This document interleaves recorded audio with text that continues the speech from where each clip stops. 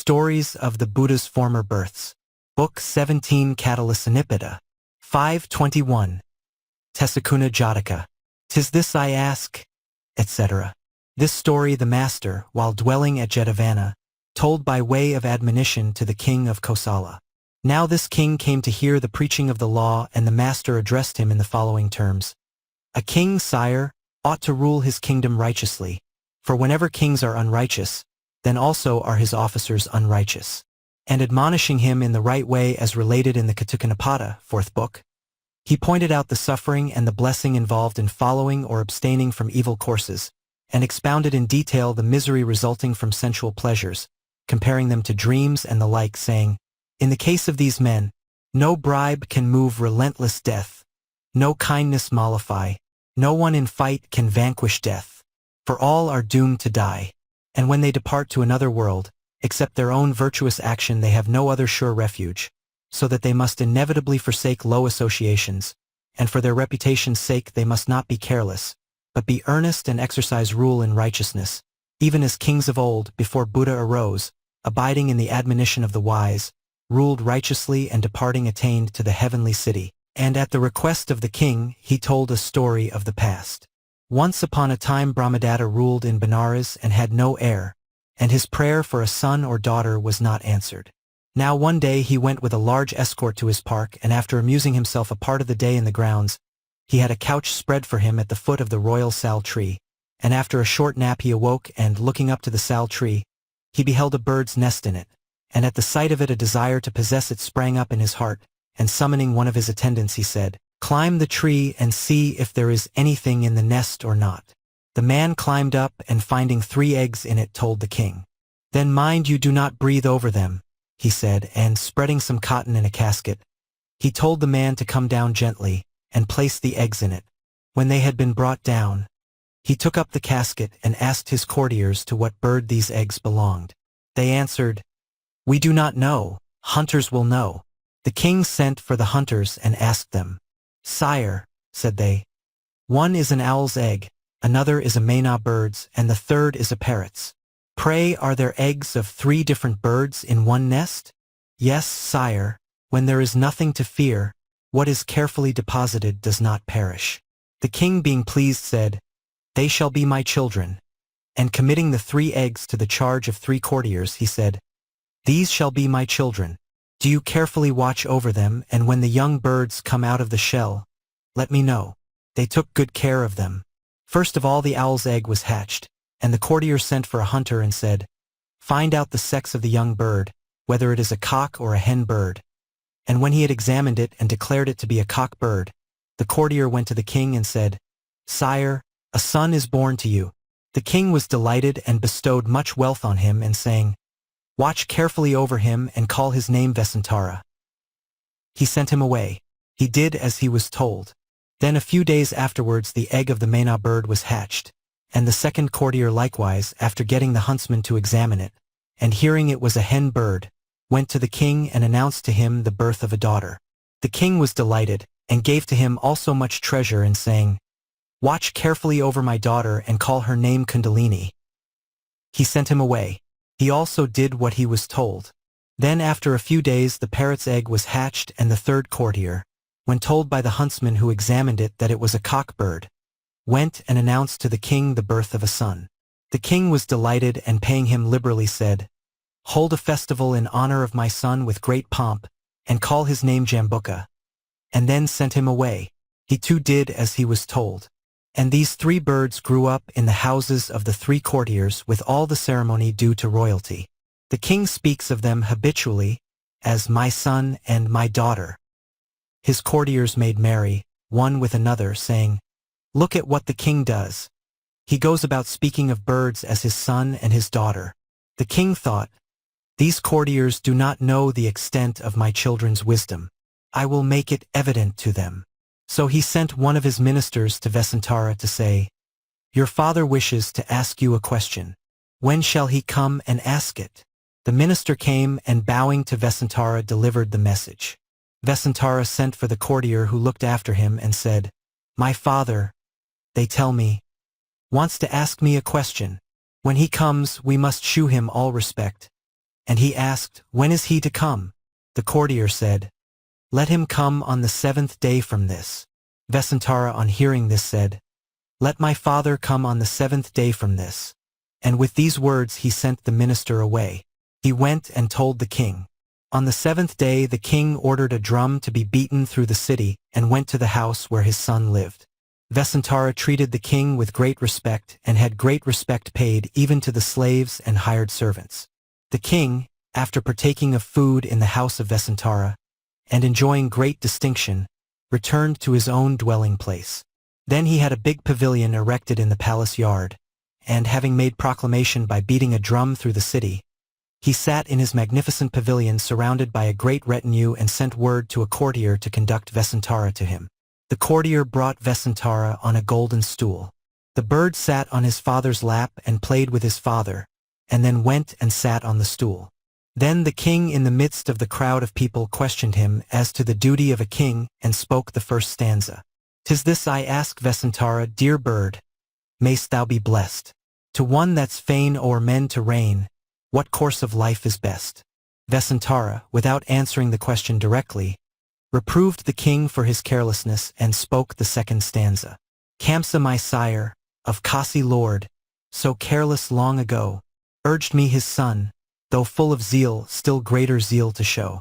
Rebuking the king in this stanza and saying, "Sire, a king ought to rule his kingdom righteously, abiding in the 3 truths." And telling of a king's duty he spoke these stanzas. "First of all should a king put away all falsehood and anger and scorn. Let him do what a king has to do, or else to his vow be forsworn. By passion and sin led astray, should he err in the past, it is plain, he will live to repent of the deed, and will learn not to do it again. When a prince in his rule groweth slack, untrue to his name and his fame, should his wealth all at once disappear, of that prince it is counted as shame.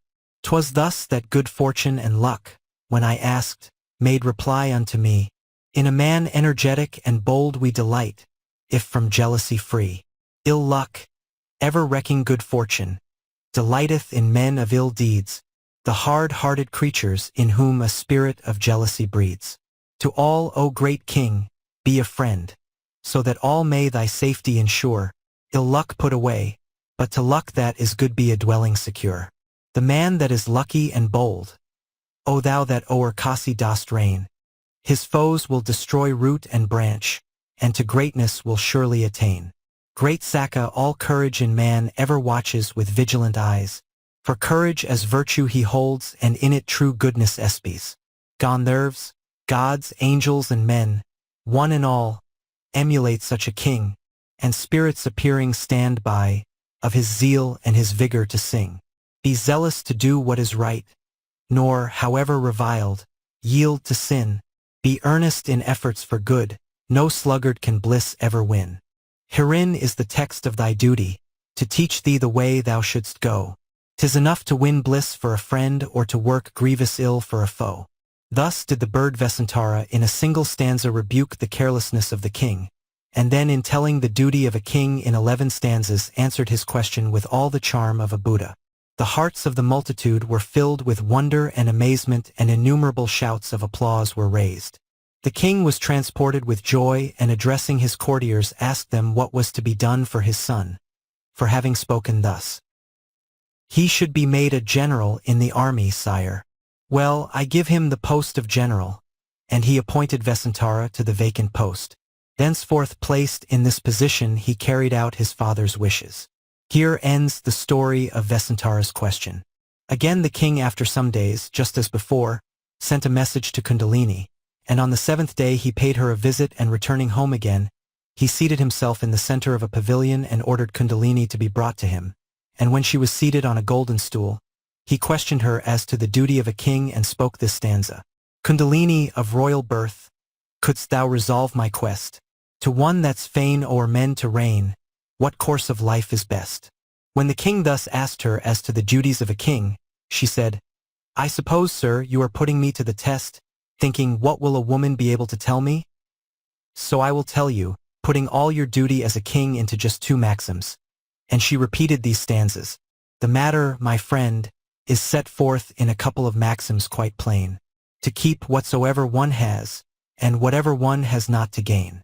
Take as counselors men that are wise, thy interests clearly to see, not given to riot and waste, from gambling and drunkenness free. Such an one as can guard thee aright and thy treasure with all proper zeal. As a charioteer guides his car, he with skill steers the realm's common wheel. Keep ever thy folk well in hand, and duly take stock of thy pelf. Ne'er trust to another a loan or deposit, but act for thyself. What is done or undone to thy profit and loss it is well thou shouldst know. Ever blame the blameworthy and favor on them that deserve it bestow. Thou thyself, O great king, shouldst instruct thy people in every good way, lest thy realm and thy substance should fall to unrighteous officials a prey. See that nothing is done by thyself or by others with overmuch speed, for the fool that so acts without doubt will live to repent of the deed. To wrath one should never give way, for should it do bounds overflow, it will lead to the ruin of kings and the proudest of houses lay low. Be sure that thou never as king thy people mislead to their cost, lest all men and women alike in an ocean of trouble be lost. When a king from all fear is set free, and the pleasures of sense are his aim, should his riches and all disappear, to that king it is counted as shame. Herein is a text of thy duty, to teach thee the way thou shouldst go. Be an adept in every good work, to excess and to riot a foe. Study virtue, for vice ever leads to a state full of suffering and woe. Thus did Kundalini also teach the king his duty in 11 stanzas. The king was delighted and addressing his courtiers asked them, saying, "What is to be given to my daughter as a reward for her having spoken thus?" "The office of treasurer, sire." "Well then, I grant her the post of treasurer." And he appointed Kundalini to the vacant post. Thenceforth she held the office and acted for the king. Here ends the story of the question of Kundalini. Again the king, after the lapse of a few days, just as before, sent a messenger to the wise Jambuka, and going there on the 7th day and being magnificently entertained he returned home, and in the same manner took his seat in the center of a pavilion. A courtier placed the wise Jambuka on a stool bound with gold, and came bearing the stool on his head. The wise bird sitting on his father's lap and playing with him at length took his seat on the golden stool. Then the king, asking him a question, spoke this stanza. "We've questioned both thy brother prince, and also fair Kundalini. Now, Jambuka, do thou in turn the highest power declare to me." Thus did the king, in asking a question of the great being, not ask him in the way in which he had asked the others, but asked him in a special way. Then the wise bird said to him, "Well, sire, listen attentively, and I will tell you all." And like a man placing a purse containing 1,000 pieces of money into an outstretched hand, he began his exposition of a king's duty. Amidst the great ones of the earth a fivefold power we see. Of these the power of limbs is, sure, the last in its degree, and power of wealth, O mighty Lord, the next is said to be. The power of counsel third in rank of these, O King, I name.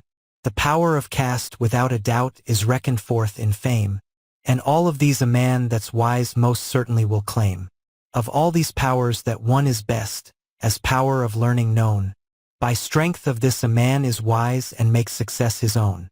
Should richest realm fall to the lot of some poor stupid wight, another will by violence seize it in his despite. However noble be the prince, whose lot it is to rule, he is hard put to live at all if he should prove a fool. 'Tis wisdom tests reports of deeds and makes men's fame to grow. Who is with wisdom gifted still finds pleasure e'en in woe. None that are heedless in their ways to wisdom can attain, but must consult the wise and just or ignorant remain. Who early rising shall betimes unweariedly give heed to duty's varied calls, in life is certain to succeed. No one that's bent on hurtful things or acts in listless mood, in aught that he may undertake will come to any good. But one that will unweariedly a rightful course pursue, is sure to reach perfection in whatever he may do. To safeguard one's store is to gain more and more, and these are the things I would have thee to mind. For the fool by ill deeds, like a house built of reeds, collapses and leaves wrack and ruin behind. Thus did the Bodhisattva in all these points sing the praises of the five powers, and exalting the power of wisdom, like to one striking the orb of the moon with his words, he admonished the king in 11 stanzas. Unto thy parents, warrior king, do righteously, and so, by following a righteous life to heaven thou, sire, shalt go. After uttering 10 stanzas about the way of righteousness, still further admonishing the king, he spoke the concluding stanza. Herein is the text of thy duty, to teach thee the way thou shouldst go. Follow wisdom and ever be happy, the truth in its fullness to know. Thus did the great being, as though he were letting down the heavenly Ganges, teach the law with all the charm of a Buddha. And the multitude paid him great honor and raised innumerable shouts of applause.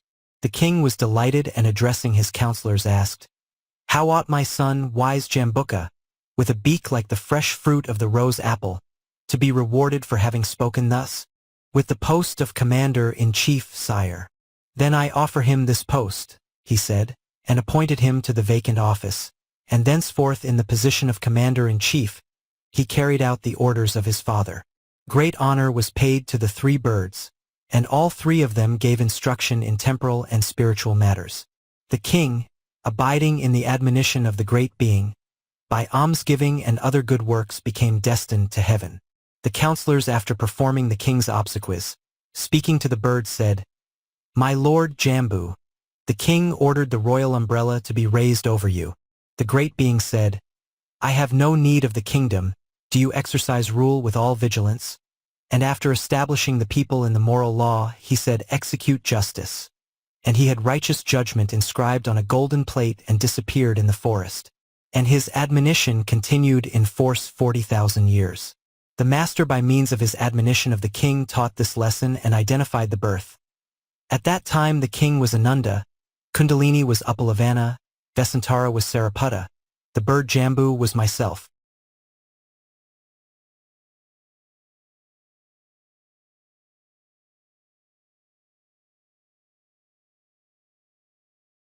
Stories of the Buddha's Former Births. Book 17 Catalysanipita. 522.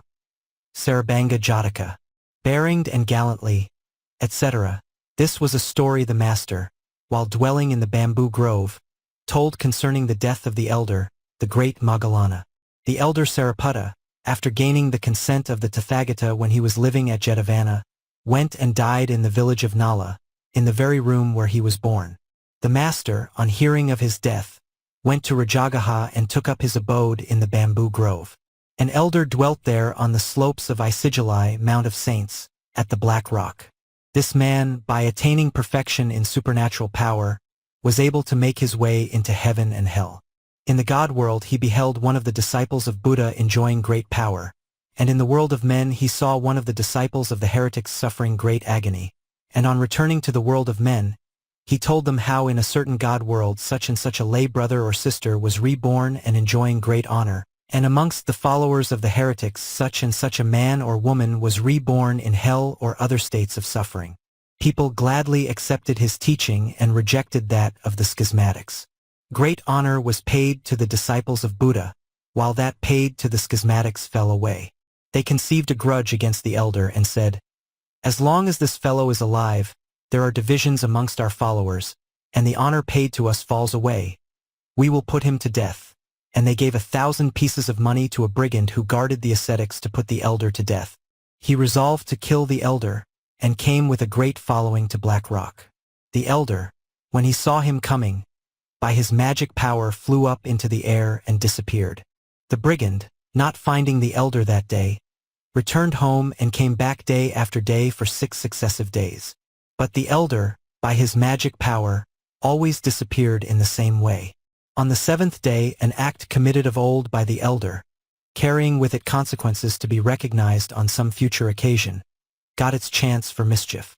The story goes that once upon a time, hearkening to what his wife said, he wanted to put his father and mother to death, and, taking them in a carriage to a forest, he pretended that they were attacked by robbers, and struck and beat his parents. Through feebleness of sight, being unable to see objects clearly, they did not recognize their son, and thinking they were robbers said, Dear son, some robbers are killing us. Make your escape. and lamented for him only. He thought, though they are being beaten by me, it is only on my account they make lamentation. I am acting shamefully. So he reassured them and, pretending that the robbers had been put to flight, he stroked their hands and feet, saying, Dear father and mother, do not be afraid, the robbers have fled, and brought them again to their own house. This action for ever so long not finding its opportunity but ever biding its time, like a core of flame hidden under ashes, caught up and seized upon the man when he was reborn for the last time, and the elder, in consequence of his action, was unable to fly up into the air. His magic power that once could quell Nanda and Upananda and cause Vejayanta to tremble, as the result of his action became mere feebleness. The brigand crushed all his bones, subjecting him to the straw and meal torture, and, thinking he was dead, went off with his followers. But the elder, on recovering consciousness, clothed himself with meditation as with a garment, and flying up into the presence of the master, saluted him and said, Holy sir, my sum of life is exhausted. I would die. And having gained the master's consent, he died then and there. At that instant the 6 god worlds were in a general state of commotion. Our master, they cried, is dead. And they came, bringing incense and perfume and wreaths breathing divine odors, and all kinds of wood, and the funeral pile was made of sandalwood and 99 precious things. The master, standing near the elder, ordered his remains to be deposited, and for the space of a league all round about the spot where the body was burned flowers rained down upon it, and men and gods stood mingled together, and for 7 days held a sacred festival. The master had the relics of the elder gathered together, and erected a shrine in a gabled chamber in the bamboo grove. At that time they raised the topic in the Hall of Truth, saying, Sirs, Sariputta, because he did not die in the presence of the Tathagata, has not received great honor at the hands of the Buddha, but the great elder Moggallana, because he died near the master, has had great honor paid to him. The master came up and asking the brethren what they were sitting in conclave to discuss, on hearing what it was, said, Not now only, brethren, but formerly also Moggallana received great honor at my hands. And so saying, he related a story of the past. Once upon a time, when Brahmadatta was reigning in Benares, the Bodhisattva was conceived by the Brahmin wife of the royal chaplain, and at the end of 10 months was born early in the morning. At that moment there was a blaze of all kinds of arms in the city of Benares for the space of 12 leagues. The priest, on the birth of the boy, stepped out of doors and looked up to the sky for the purpose of divining his son's destiny, and knew that this boy, because he was born under a certain conjunction in the heaven, would surely be the chief archer in all India. So he went betimes to the palace and inquired after the king's health. On his replying, How, my master, can I be well? This day there is a blaze of weapons throughout my dwelling place. He said, Fear not, sire. Not merely in your house, but throughout all the city is this blaze of arms to be seen. This is due to the fact that a boy is born today in our house. What, master, will be the result of the birth of a boy under these conditions? Nothing, sire, but he will prove to be the chief archer in all India. Well, master, do you then watch over him, and when he is grown up, present him to us. And so saying, he ordered 1,000 pieces of money to be given him as the price of his nurture. The priest took it and went home, and on the naming day of his son, on account of the blaze of arms at the moment of his birth, he called him Jyotipala. He was reared in great state, and at the age of 16 he was extremely handsome.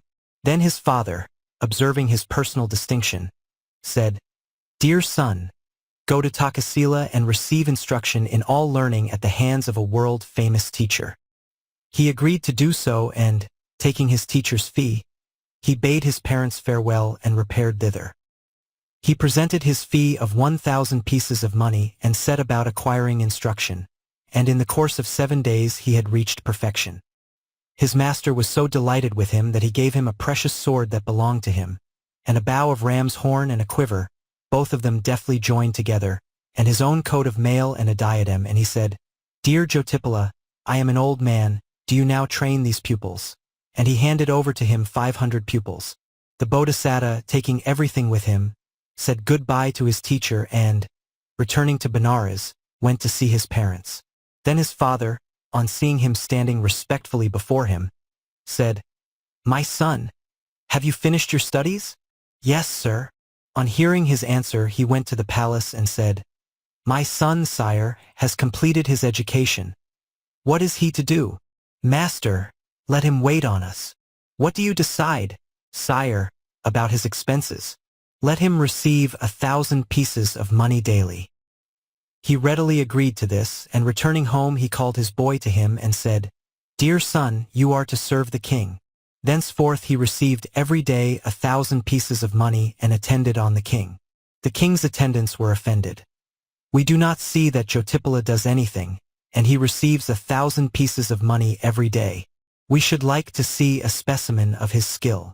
The king heard what they said and told the priest.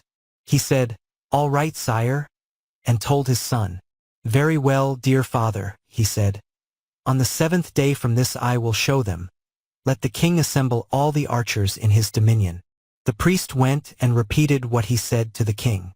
The king, by beat of drum through the city, had all his archers gathered together. When they were assembled, they numbered 60,000.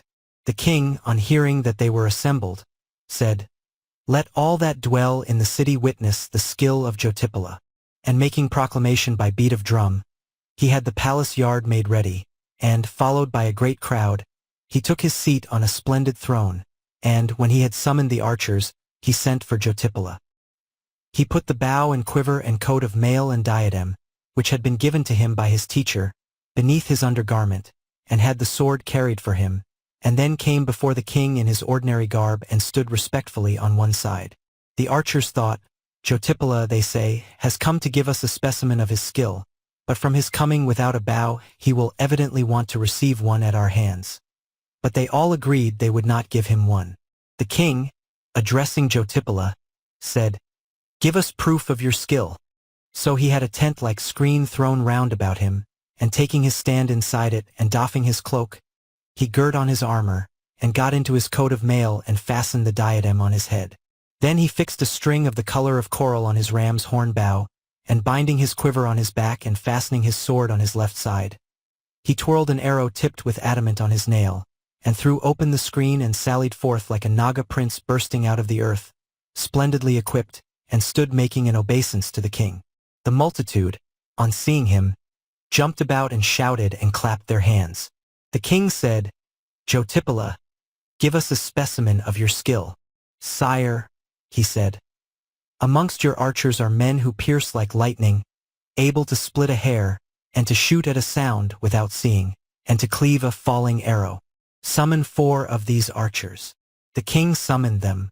The great being set up a pavilion in a square enclosure in the palace yard, and at the 4 corners he stationed the 4 archers, and to each of them he had 30,000 arrows allotted, assigning men to hand the arrows to each, and he himself taking an arrow tipped with adamant stood in the middle of the pavilion and cried, O king, let these 4 archers all at once shoot their arrows to wound me. I will ward off the arrows shot by them. The king gave the order for them to do so. Sire, they said, we shoot as quick as lightning, and are able to split a hair, and to shoot at the sound of a voice without seeing, and to cleave a falling arrow, but Jātaka is a mere stripling. We will not shoot him. The great being said, If you can, shoot me. Agreed, they said, and with one accord they shot their arrows. The great being, striking them severally with his iron arrow in some way or other, made them drop on the ground, and then throwing a wall round them, he piled them together and so made a magazine of arrows, fitting each arrow, handle level with handle, stock with stock, feathers with feathers, till the bowman's arrows were all spent, and when he saw that it was so, without spoiling his magazine of arrows, he flew up into the air and stood before the king. The people made a great uproar, shouting and dancing about and clapping their hands, and they threw off their garments and ornaments, so that there was treasure lying in a heap to the amount of 18 crores. Then the king asked him, What do you call this trick, Jātaka? The arrow defense, sire. Are there any others that know it? No one in all India except myself, sire. Show us another trick, friend.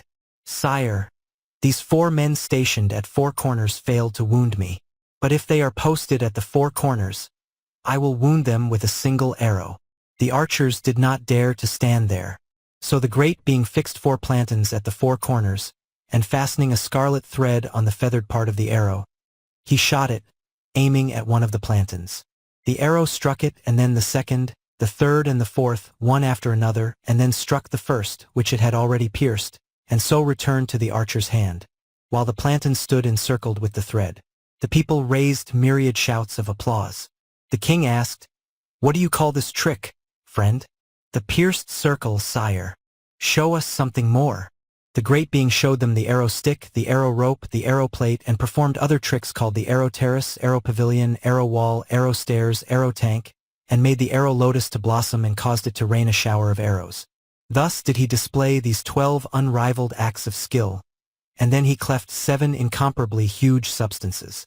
He pierced a plank of fig wood, 8 inches thick, a plank of vipassanā wood, 4 inches thick, a copper plate 2 inches thick, an iron plate 1 inch thick, and after piercing 100 boards joined together, one after another, he shot an arrow at the front part of wagons full of straw and sand and planks, and made it come out at the back part.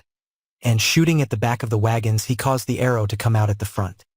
He drove an arrow through a space of over a furlong in water and more than 2 furlongs of earth, and he pierced a hare, at the distance of half a furlong, at the first sign of its being moved by the wind. And when he had displayed all these feats of skill, the sun set. Then the king promised him the post of commander-in-chief, saying, "Jotipala, it is too late today. Tomorrow you shall receive the honor of the chief command. Go and have your beard trimmed and take a bath." And that same day he gave him 100,000 pieces of money for his expenses. The great being said, "I have no need of this." And he gave his lords 18 crores of treasure and went with a large escort to bathe. And after he had had his beard trimmed and had bathed, arrayed in all manner of adornments, he entered his abode with unparalleled pomp. After enjoying a variety of dainty viands, he got up and lay down on a royal couch, and when he had slept through 2 watches, in the last watch he woke up and sat cross-legged on his couch, considering the beginning, the middle, and the end of his feats of skill. "My skill," he thought, "in the beginning is evidently death, in the middle it is the enjoyment of sin, and in the end it is rebirth in hell. For the destruction of life and excessive carelessness in sinful enjoyment causes rebirth in hell. The post of commander-in-chief is given me by the king, and great power will accrue to me, and I shall have a wife and many children. But if the objects of desire are multiplied, it will be hard to get rid of desire. I will go forth from the world alone and enter the forest. It is right for me to adopt the life of an ascetic." So the great being arose from his couch, and without letting anybody know, he descended from the terrace, and going out by the house door he went into the forest all alone, and repaired to a spot on the banks of the Godavari, near the Kavitha forest, 3 leagues in extent. Saka, hearing of his renunciation of the world, summoned Vipassanā and said, "Friend, Jotipala has renounced the world. A great company will gather round him. Build a hermitage on the banks of the Godavari in the Kavitha forest, and provide them with everything necessary for the ascetic life." Vipassanā did so.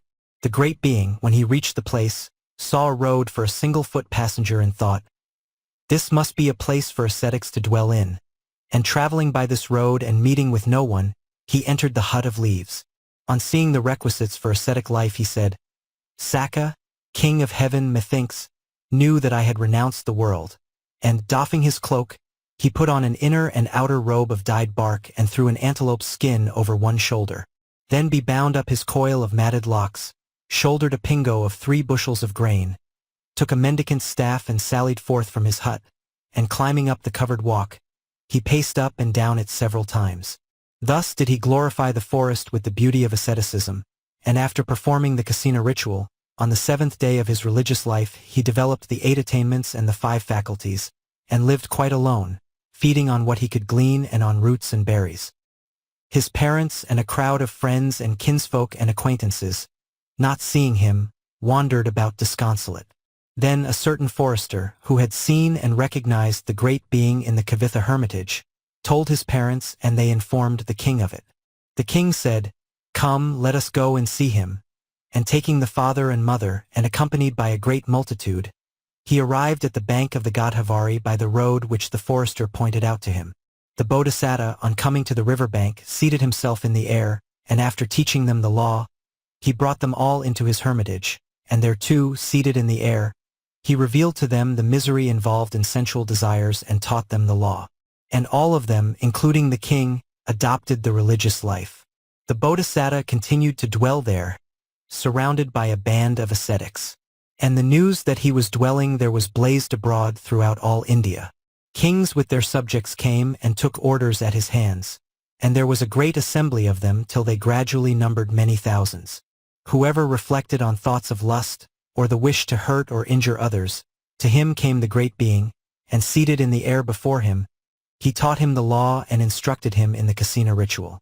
His 7 chief pupils were Salasara, Mendasara, Pabata, Kaladevala, Kisavaka, Anyasissa, and Narada, and they, abiding in his admonition, attained to ecstatic meditation and reached perfection. By and by the Kavitha hermitage became crowded, and there was no room for the multitude of ascetics to dwell there. So the great being, addressing Salasara, said, "Salasara, this hermitage is not big enough for the crowd of ascetics. Do you go with this company of them and take up your abode near the town of Lambakulaka in the province of King Kandapajota?" He agreed to do so and, taking a company of many thousands, went and dwelt there.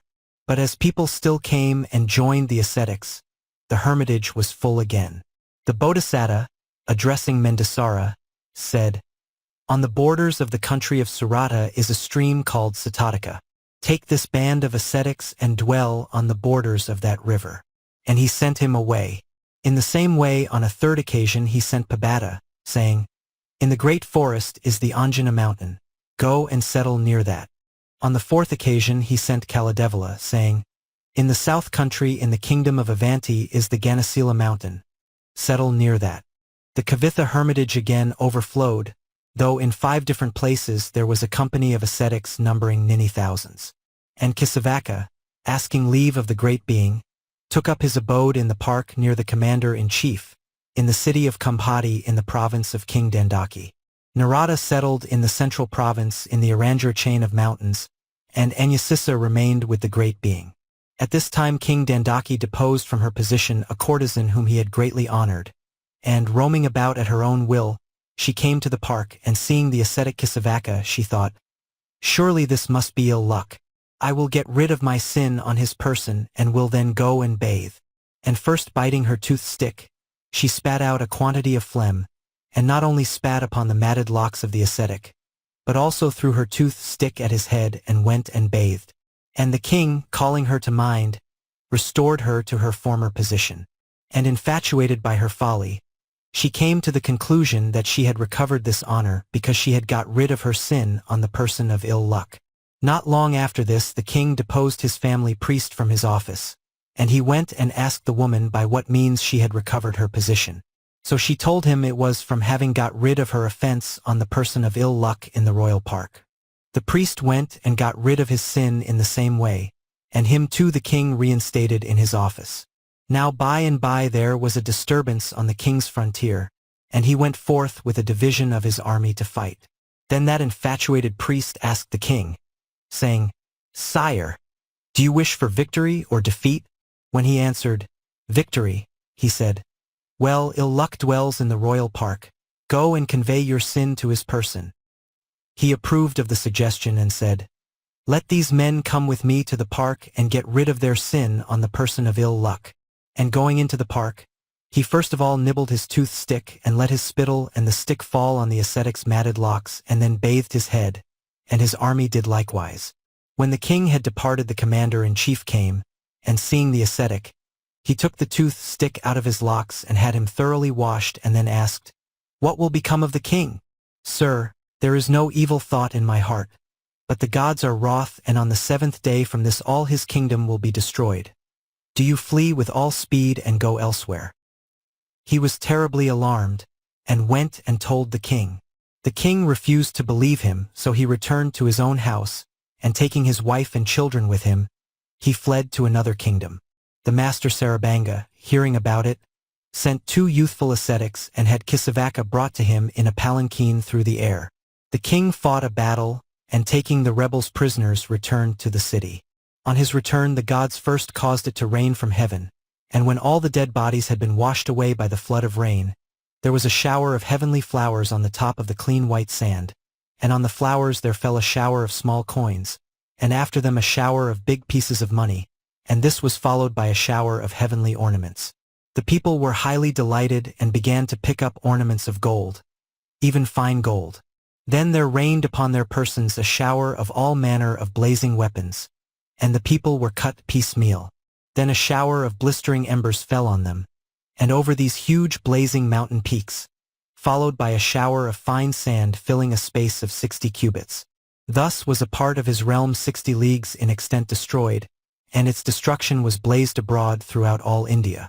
Then the lords of subordinate kingdoms within his realm, the three kings, Kalinga, Jātaka by Maratha, thought, once upon a time in Benares, Kalabu, king of Kasi, having sinned against the ascetic Kantavati, it is reported he was swallowed up in the earth, and Nalakira in like manner having given ascetics to be devoured by dogs, and Arjuna of the 1,000 arms who sinned against Anjurasa likewise perished, and now again King Dandaki, having sinned against Kisavaka, report says is destroyed, realm and all.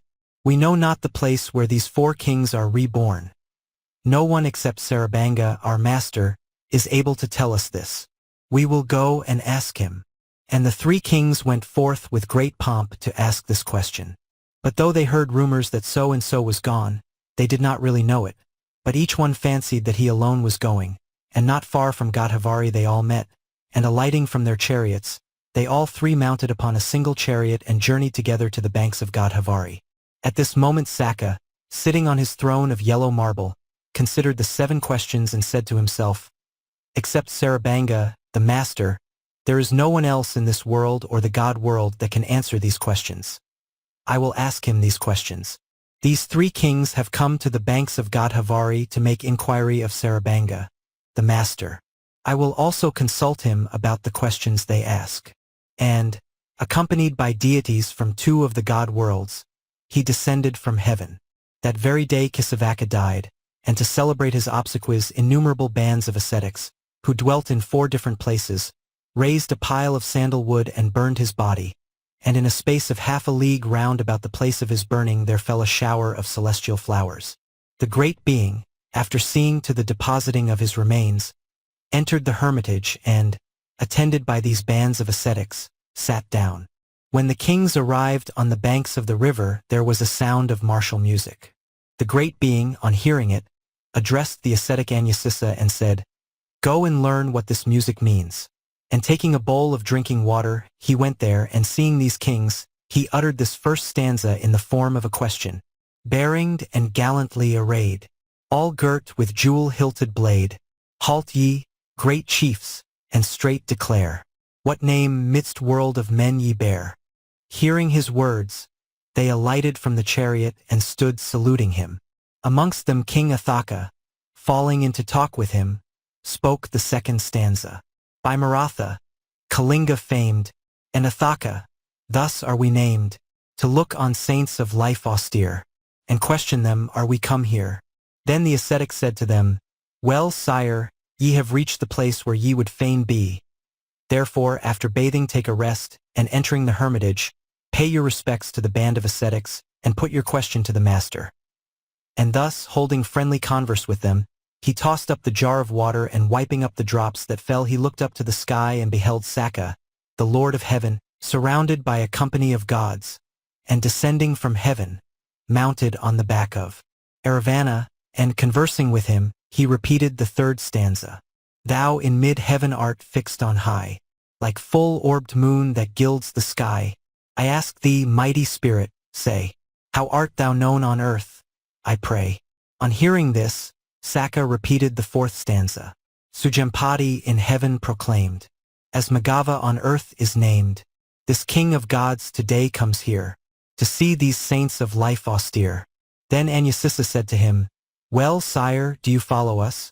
And taking the drinking vessel, he entered the hermitage, and after putting away the jar of water, he announced to the great being that the three kings and the Lord of heaven had arrived to ask him certain questions.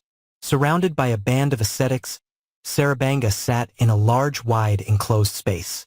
The three kings came, and, saluting the band of ascetics, sat down on one side. And Saka, descending from the sky, approached the ascetics, and saluting them with folded hands, and singing their praises, repeated the fifth stanza. Wide known to fame this saintly band, with mighty powers at their command. I gladly bid you hail. In worth, ye far surpass the best on earth. Thus did Saka salute the band of ascetics, and guarding against the 6 faults in sitting, he sat apart. Then Anyasissa, on seeing him seated to leeward of the ascetics, spoke the 6th stanza. The person of an aged saint is rank the very air to taint. Great Saka, beat a quick retreat. From saintly odors none too sweet. On hearing this, Saka repeated another stanza. Though aged saints offend the nose, and taint the sweetest air that blows, gay flowerets fragrant wreath above. This odor of the saints we love. In God's it may no loathing move. And having so spoken, he added, Reverend Anyasissa, I have made a great effort to come here and ask a question. Give me leave to do so. And on hearing Saka's words, Anyasissa rose from his seat, and granting him permission, he repeated a couple of stanzas to the company of ascetics. Famed Magava, Sujempati, almsgiver, lord of sprites is he, queller of demons, heavenly king, craves leave to put his questioning. Who of the sages that are here will make their subtle questions clear? For 3 who over men hold sway, and Saka whom the gods obey? On hearing this, the company of ascetics said, Reverend Anyasissa, you speak as though you saw not the earth on which you stand, except our teacher Sarabhangha. Who else is competent to answer these questions? And so saying, they repeated a stanza. 'Tis Sarabhangha, sage and saint, so chaste and free from lustful taint, the teacher's son, well disciplined, solution of their doubts will find. And so saying, the company of ascetics thus addressed Anyasissa, Sir, do you salute the teacher in the name of the company of saints and find an opportunity to tell him of the question proposed by Saka? He readily assented and, finding his opportunity, repeated another stanza. The holy men, Kandana, pray, that thou wouldst clear their doubts away. This burden lies, as mortals hold, on men in years and wisdom old. Then the great being, giving his consent, repeated the following stanza. I give you leave to ask whatever ye most at heart are fain to hear. I know both this world and the next. No question leaves my mind perplexed. Saka, having thus obtained his permission, put a question which he had himself prepared. The master, to make the matter clear, said, Saka, to cities bountiful, that sees the truth of things, to learn what he was fain to know, began his questionings. What is it one may slay outright and never more repent? What is it one may throw away, with all good men's consent? From whom should one put up with speech, however harsh it be? This is the thing that I would have Kandana tell to me. Then, explaining the question, he said, Anger is what a man may slay and never more repent. Hypocrisy he throws away with all good men's consent. From all he should put up with speech, however harsh it be. This form of patience, wise men say, is highest in degree. Rude speech from one might with patience hear, from one superior or from a peer, but how to bear from meaner folk rude speech, is what I fain would have Kandana teach. Rude speech from betters one may take through fear, or, to avoid a quarrel, from a peer, but from the mean to put up with rude speech, is perfect patience as the sages teach. Verses such as these one must understand to be connected in the way of question and answer. When he had thus spoken, Saka said to the great being, Holy Sir, in the first instance you said, put up with harsh speech from all. This, men say, is the highest form of patience. But now you say, put up here with the speech of an inferior. This, men say, is the highest form of patience. This latter saying does not agree with your former one. Then the great being said to him, Saka, this last utterance of mine is in respect of one who puts up with harsh speech, because he knows the speaker to be his inferior, but what I said first was because one cannot by merely looking on the outward form of people know for certain their condition, whether superior to oneself or not, and to make it clear how difficult it is by merely regarding the outward form to distinguish the condition of persons, whether inferior or not, except by means of close intercourse, he spoke this stanza. How hard it is to judge a man that's polished in exterior. Be he one's better, equal, or, it may be, one's inferior. The best of men pass through the world ofttimes in meanest form disguised. So then bear with rough speech from all, if thou, my friend, be well advised. On hearing this, Saka, full of faith, begged him, saying, "Holy Sir, declare to us the blessing to be found in this patience." And the great being repeated this stanza. No royal force, however vast its might, can win so great advantage in a fight, as the good man by patience may secure. Strong patience is of fiercest feuds the cure. When the great being had thus expounded the virtues of patience, the kings thought, Saka asks his own question. He will not allow us an opportunity of putting ours.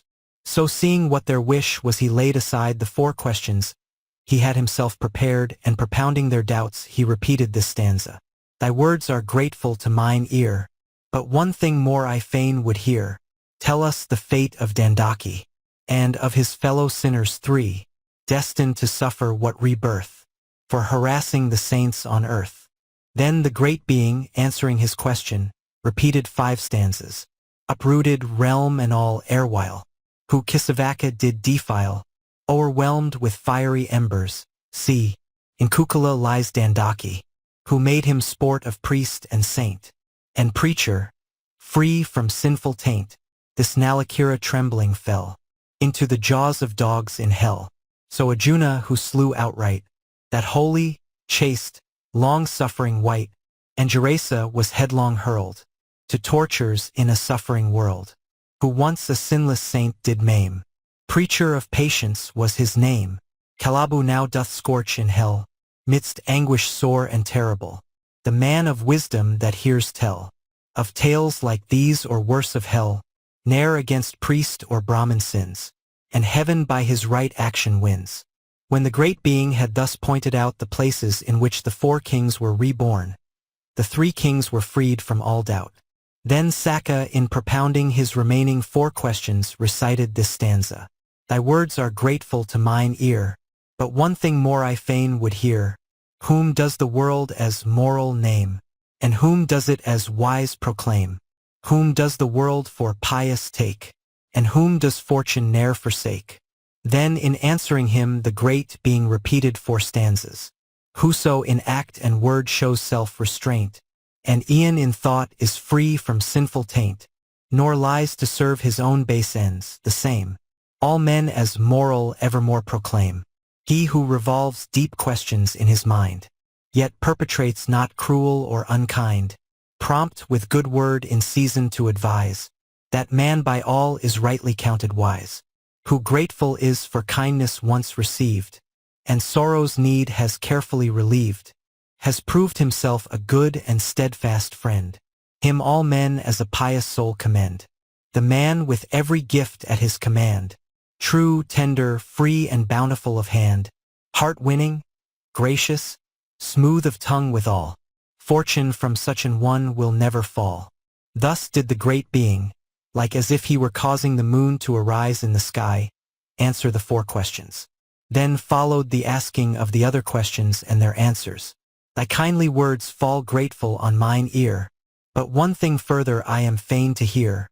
Virtue, fair fortune, goodness, wisdom, say, which of all these do men call best, I pray? Wisdom good men declare is best by far, e'en as the moon eclipses every star. Virtue, fair fortune, goodness, it is plain, all duly follow in the wise man's train. Thy kindly words fall grateful on mine ear, but one thing further I am fain to hear. To gain this wisdom what is one to do? What line of action or what course pursue? Tell us what way the path of wisdom lies, and by what acts a mortal groweth wise. With clever, old, and learned men consort, wisdom from them by questioning extort. Their goodly counsels one should hear and prize, for thus it is a mortal man grows wise. The sage regards the lust of things of sense, in view of sickness, pain, impermanence, midst sorrows, lust, and terrors that appall. Calm and unmoved the sage ignores them all. Thus would he conquer sin, from passion free, and cultivate a boundless charity. To every living creature mercy show, and, blameless soul, to world of Brahma go. While the great being was thus still speaking of the sins of sensual desires, these 3 kings together with their armies got rid of the passion of sensual pleasure by means of the opposite quality. And the great being, becoming aware of this, by way of praising them recited this stanza. By Maratha by power of magic came, with thee, O Athaka, and won to fame, as King Kalinga known, and now all three, once slaves to sensuality, are free. On hearing this, the mighty kings singing the praises of the great being recited this stanza. 'Tis so, thou reader of men's thoughts, all three of us from sensuality are free. Grant us the boon for which we are right fain, that to thy happy state we may attain. Then the great being, granting them this favor, repeated another stanza. I grant the boon that ye would have of me, the more that ye from sensual vice are free, so may ye thrill with boundless joy to gain that happy state to which ye would attain. On hearing this they, signifying assent, repeated this stanza. We will do everything at thy behest, whatever thou in thy wisdom deemst the best, so will we thrill with boundless joy to gain that happy state to which we would attain. Then did the great being grant holy orders to their armies, and dismissing the band of ascetics repeated this stanza. Do honor low to Kisavaka came, so now depart, ye saints of goodly fame, in ecstasy delighting calmly rest. This joy of holiness is far the best. The saints, assenting to his words by bowing to him, flew up into the air and departed to their own places of abode. And Saka, rising from his seat and raising his folded hands and making obeisance to the great being, as though he were worshipping the sun, departed together with his company. The master on seeing this repeated these stanzas, hearing these strains that highest truth did teach, set forth by holy sage in goodly speech, the glorious beings to their heavenly home, once more with joy and gratitude did come. The holy sage's strains strike on the ear, pregnant with meaning and in accents clear, who gives good heed and concentrates his mind upon their special thought will surely find the path to every stage of ecstasy, and from the range of tyrant death is free. Thus did the master bring his teaching to a climax in arhatship and saying, not now only, but formerly also, there was a rain of flowers at the burning of the body of Moggallana.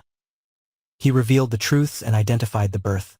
Salasara was Sariputta, Mendasara was Kassapa, Pabata Anuruddha, Devala Kakayana, Anyasissa was Ananda, Kisavaka Kalita, Sarabhangha the Bodhisattva. Thus are ye to understand the birth.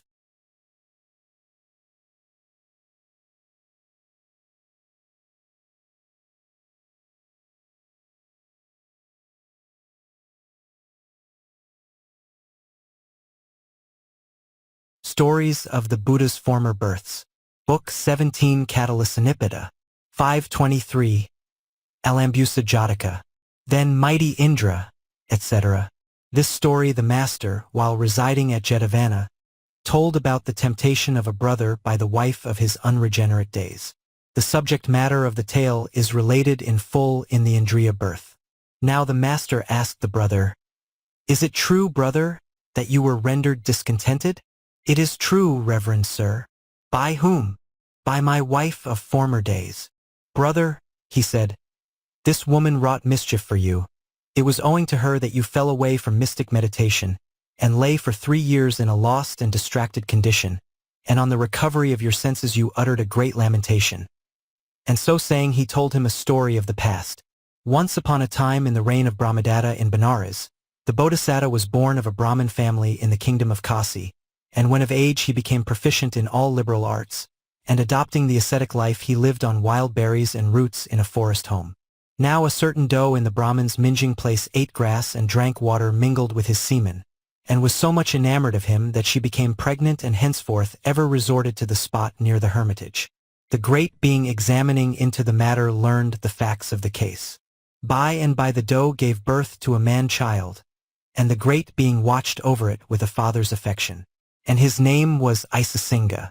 And when the lad reached years of discretion, he admitted him to holy orders, and when he himself grew an old man, he repaired with him to the Nari grove and thus admonished him, My dear boy, in this Himalaya country are women as fair as these flowers. They bring utter destruction on all that fall into their power. You must not come under their sway. And shortly afterwards he became destined to birth in the Brahma world. But Isasingha, indulging in mystic meditation, made his dwelling in the Himalaya region, a grim ascetic, with all his senses mortified. So by the power of his virtue the abode of Saka was shaken. Saka, on reflection, discovered the cause and thinking, "This fellow will bring me down from my position as Saka. I will send a heavenly nymph to make a breach in his virtue." And after examining the whole angel world, amongst 25 millions of handmaids, save and except the nymph Alambusa, he found no other that was equal to the task. So summoning her, he bade her bring about the destruction of the saint's virtue. The master, in explanation of this matter, uttered this stanza.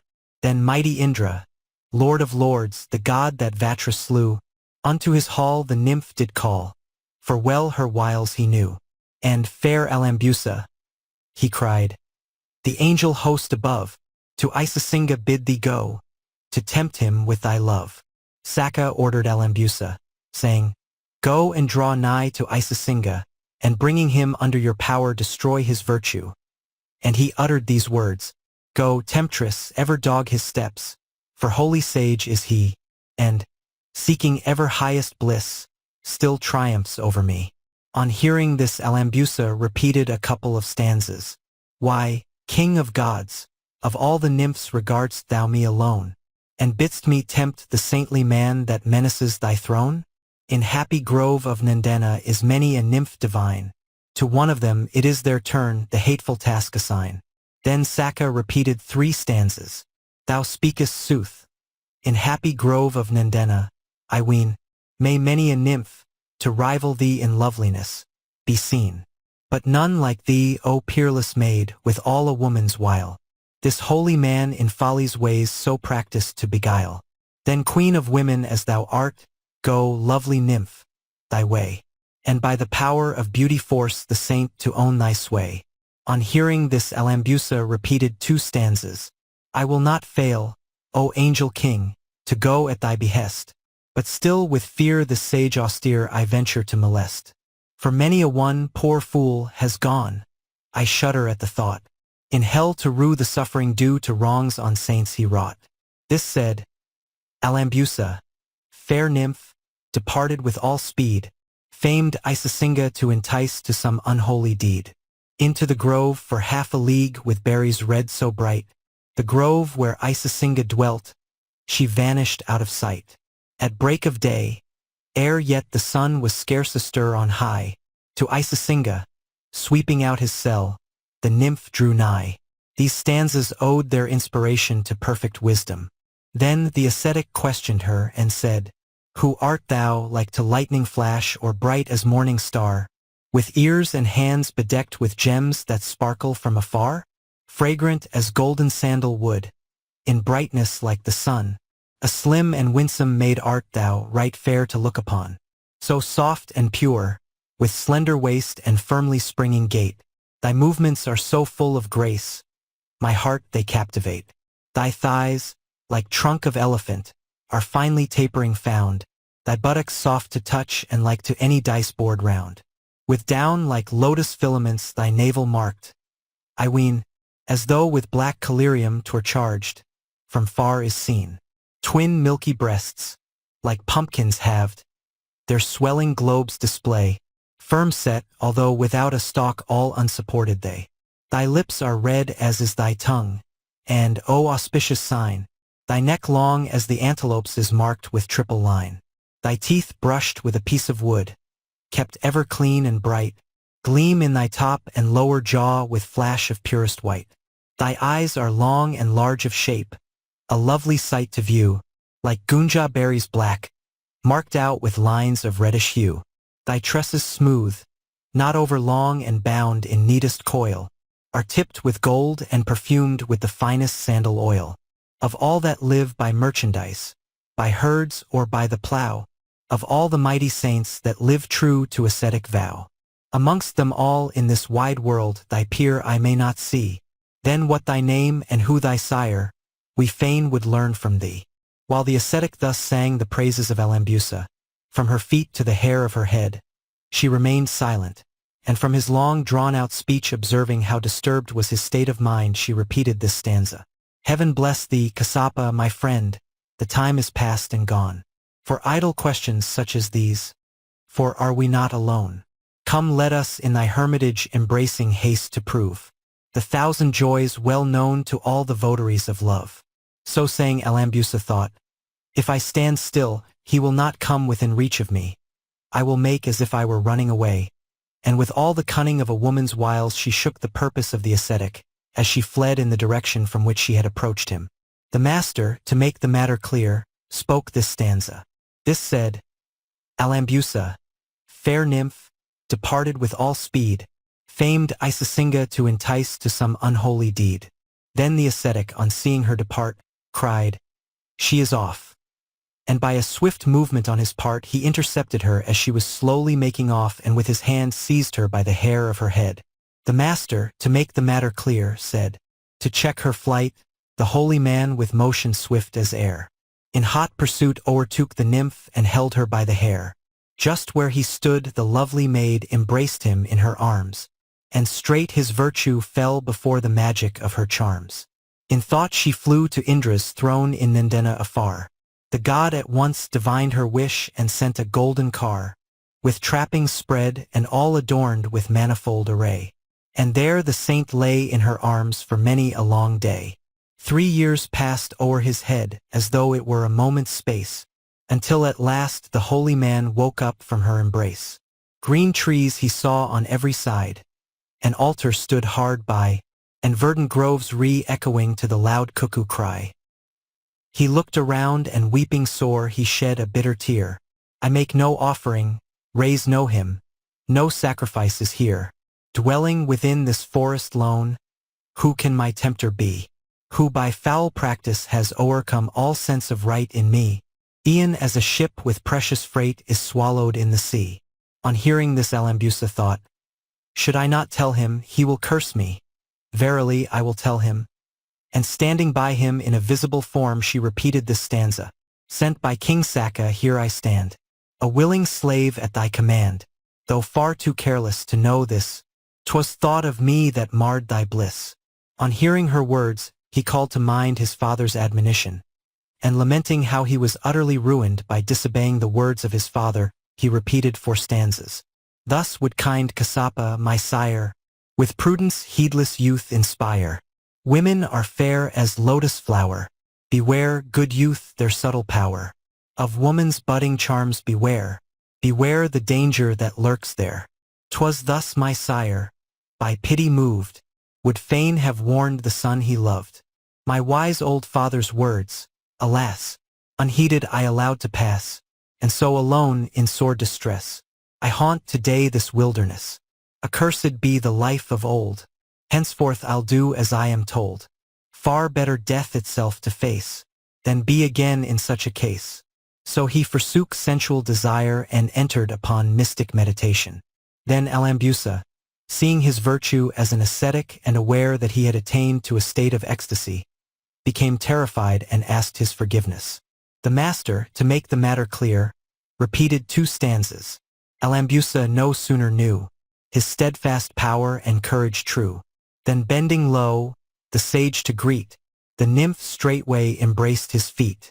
O saint, all anger lay aside, a mighty work I wrought, she cried, when heaven itself and gods of fame trembled with fear to hear thy name.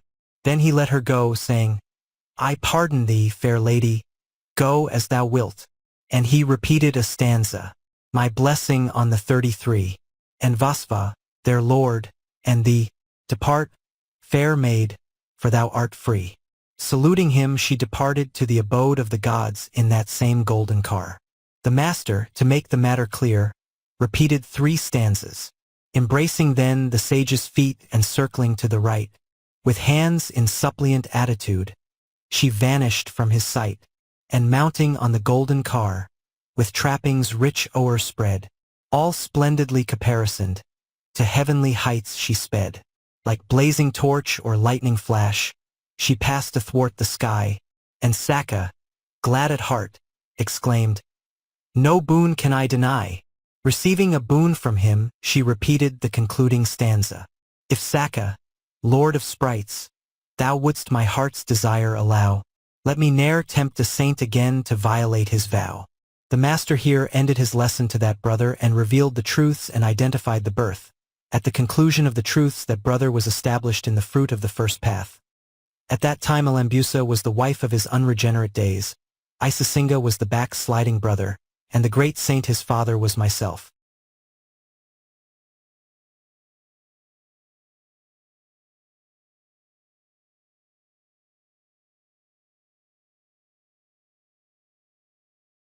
Stories of the Buddha's Former Births. Book 17 Catalysanipita. 524. Samkhapala Jataka. Of comely presence, etc. This was a story told by the master while dwelling at Jetavana, with regard to the duties of holy days.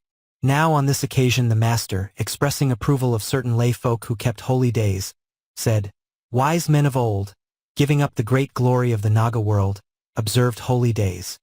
And at their request he related a story of the past. Once upon a time a king of Magadha ruled in Rajagaha. At that time the Bodhisattva was born as the son of this king's chief consort, and they gave him the name of Duryodhana. On coming of age he acquired the liberal arts at Takasila and returned home to see his father. And his father installed him in the kingdom and adopting the religious life took up his abode in the park. Thrice a day did the Bodhisattva come to visit his father, who thereby received great profit and honor. Owing to this hindrance he failed to perform even the preparatory rites that lead to mystic meditation, and he thought, "I am receiving great profit and honor. So long as I live here, it will be impossible for me to destroy this lust of mine.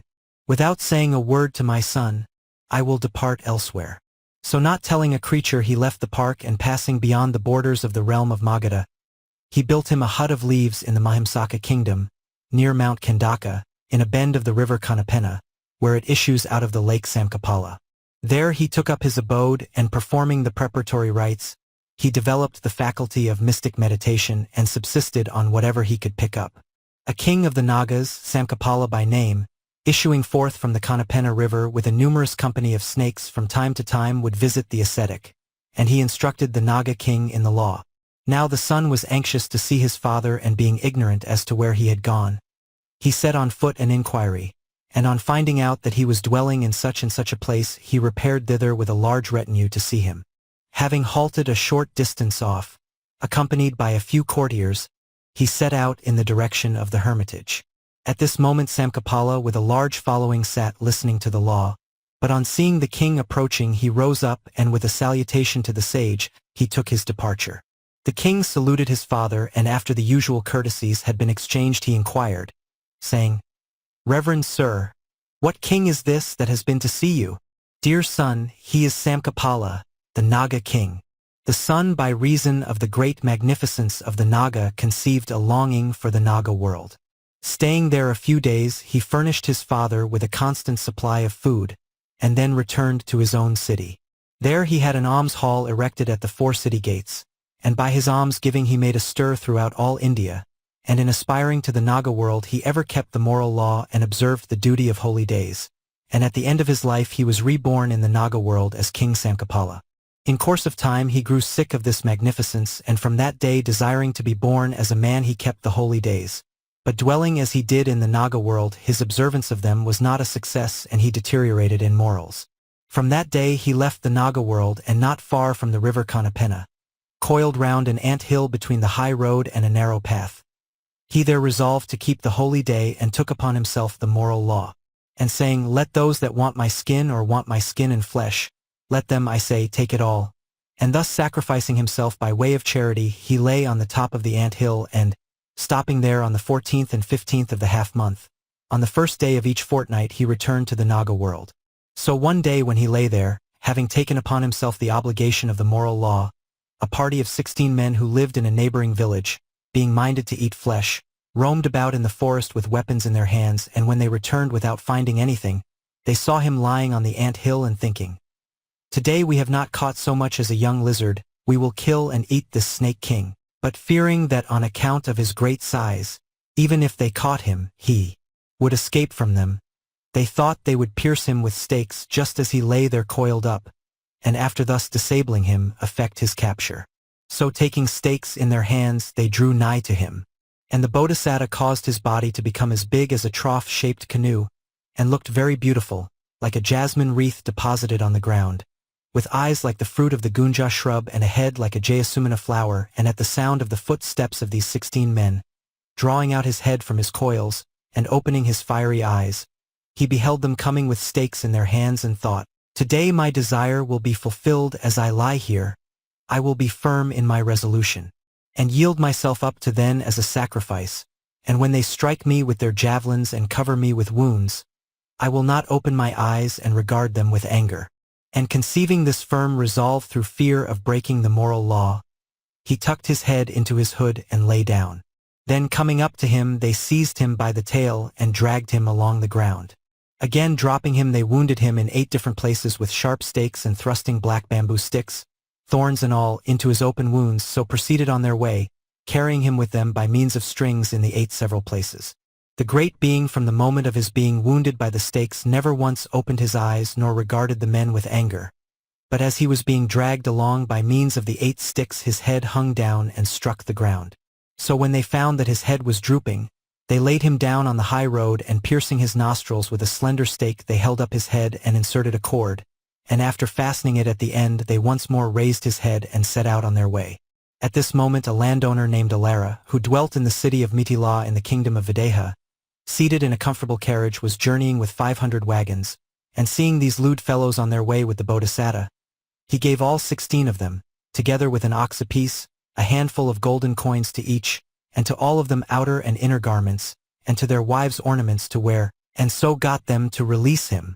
The Bodhisattva returned to the Naga palace, and without any delay, issuing forth with a great retinue, he approached Alara, and after singing the praises of the Naga palace, he took him with him and returned thither.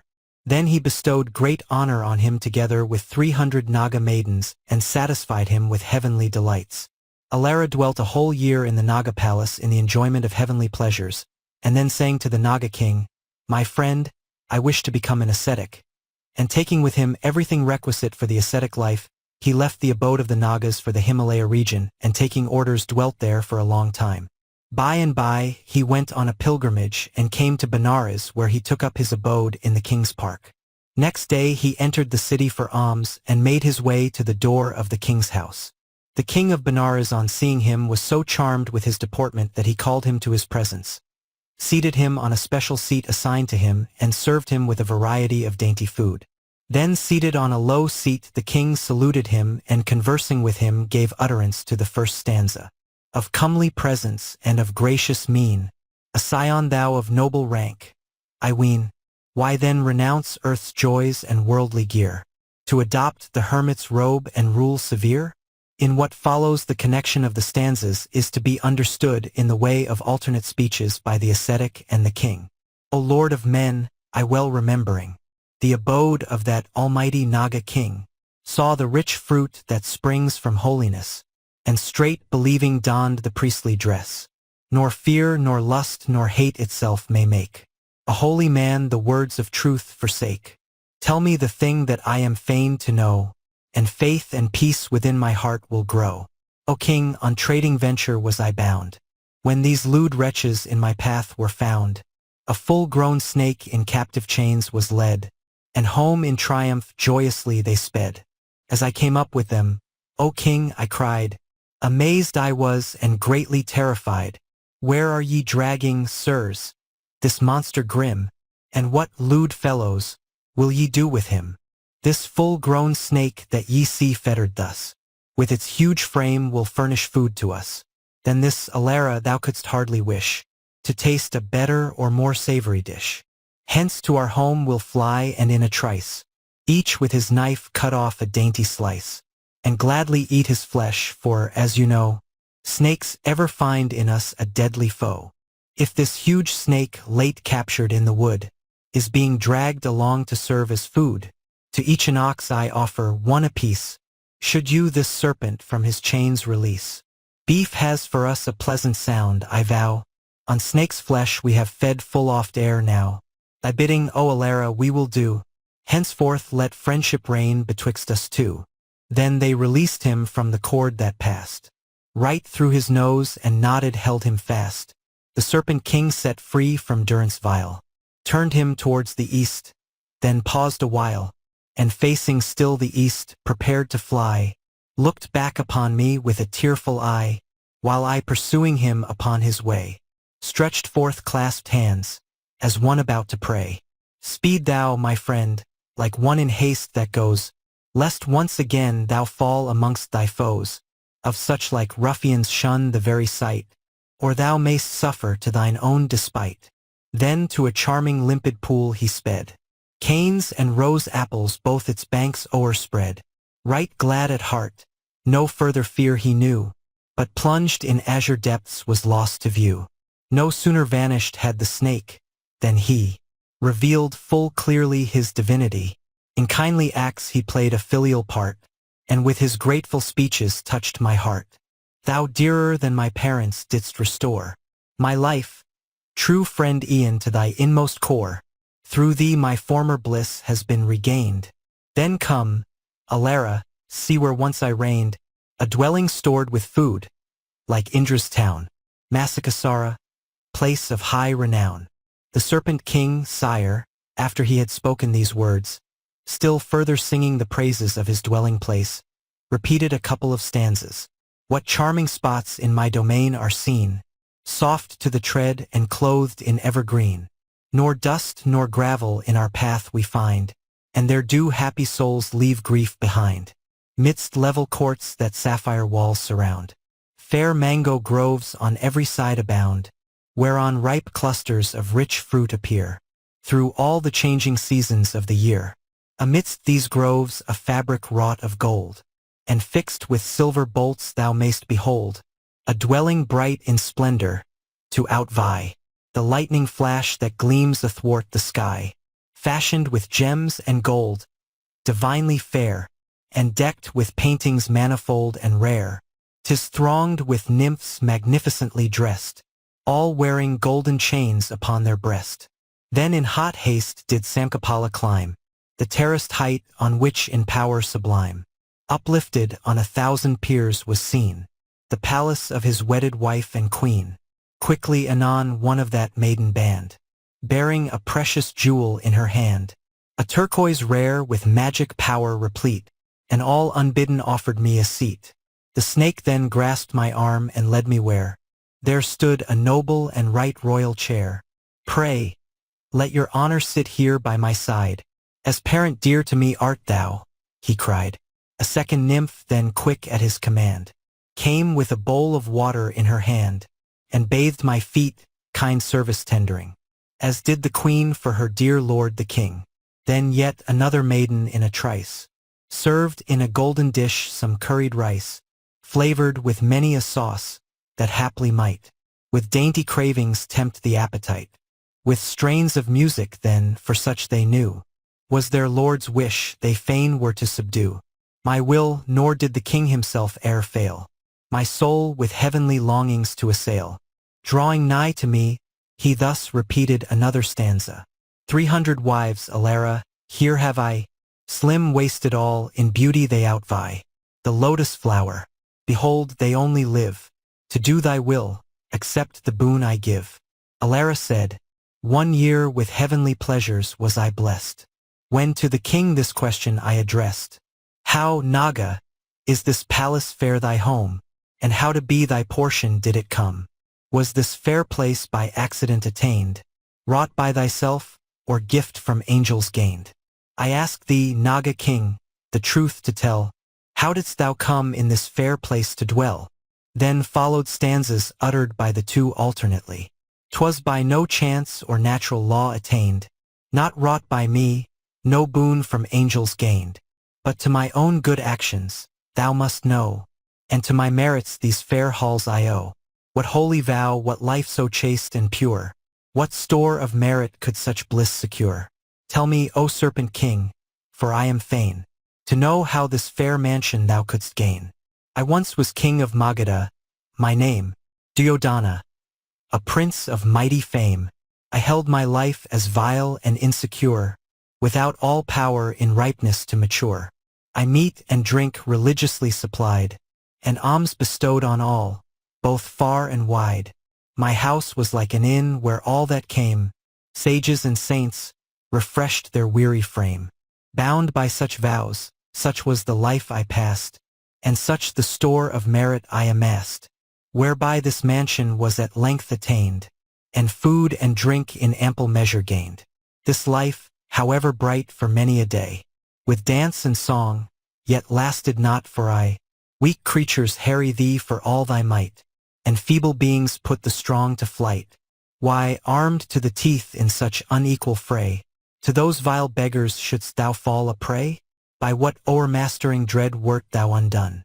Where had the virus of thy poison gone? Why, armed to the teeth and powerful as thou wert, from such poor creatures didst thou suffer hurt? By no o'ermastering dread was I undone, nor could my powers be crushed by anyone. The worth of goodness is by all confessed. Its bounds, like the seashore, are ne'er transgressed. 2 times each moon I kept a holy day. 'Twas then, Alara, that there crossed my way twice 8 lewd fellows, bearing in their hand a rope and knotted noose of finest strand. The ruffians pierced my nose, and through the slit, passing the cord, dragged me along by it. Such pain I had to bear, a cruel fate, for holding holy days inviolate, seeing in that lone path, stretched at full length, a thing of beauty and enormous strength. Why, wise and glorious one, I cried, dost thou take on thyself this strict ascetic vow? Neither for child nor wealth is my desire, nor yet to length of days do I aspire, but midst the world of men I fain would live, and to this end heroically strive, with hair and beard well trimmed, thy sturdy frame, adorned with gorgeous robes, an eye of flame, bathed in red sandal oil thou seemst to shine, afar e'en as some minstrel king divine, with heavenly gifts miraculously blessed, and of whatever thy heart may crave possiest. I ask thee, serpent king, the truth to tell, why dost thou in man's world prefer to dwell? Nowhere but in the world of men, I ween, may purity and self-restraint be seen. If only once midst men I draw my breath, I'll put an end to further birth and death. Ever supplied with bountiful good cheer, with thee, O king, I've sojourned for a year. Now must I say farewell and flee away. Absent from home no longer can I stay. My wife and children and our menial band are ever trained to wait at thy command. No one, I trust, has offered thee a slight, for dear art thou, Alara, to my sight. Kind parents' presence fills a home with joy, yet more than they some fondly cherished boy. But greatest bliss of all have I found here, for thou, O king, hast ever held me dear. I have a jewel rare with blood-red spot, that brings great wealth to such as have it not. Take it and go to thine own home, and when thou hast grown rich, pray, send it back again. Alara, having spoken these words, proceeded as follows. Then, O sire, I addressed the serpent king and said, I have no need of riches, sir, but I am anxious to take orders, and having begged for everything requisite for the ascetic life, I left the Naga palace together with the king, and after sending him back I entered the Himalaya country and took orders. And after these words, he delivered a religious discourse to the king of Benares, and repeated yet another couple of stanzas. Desires of man are transient, nor can they the higher law of ripening change obey. Seeing what woes from sinful passion spring, faith led me on to be ordained. O king, men fall like fruit to perish straightway. All bodies, young and old alike, decay. In holy orders only find I rest. The true and universal is the best. On hearing this, the king repeated another stanza. The wise and learned, such as meditate on mighty themes, we all should cultivate, hearkening, Alara, to the snake and the, lo, I perform all deeds of piety. Then the ascetic, putting forth his strength, uttered a concluding stanza. The wise and learned, such as meditate on mighty themes, we all should cultivate, hearkening, O monarch, to the snake and me, do thou perform all deeds of piety.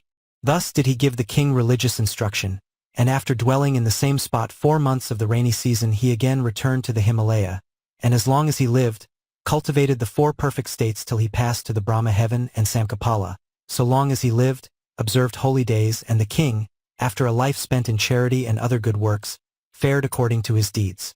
The master at the end of this discourse identified the birth. At that time the father who became an ascetic was Kassapa, the king of Benares was Ananda, Alara was Sariputta, and Samkhapala was myself.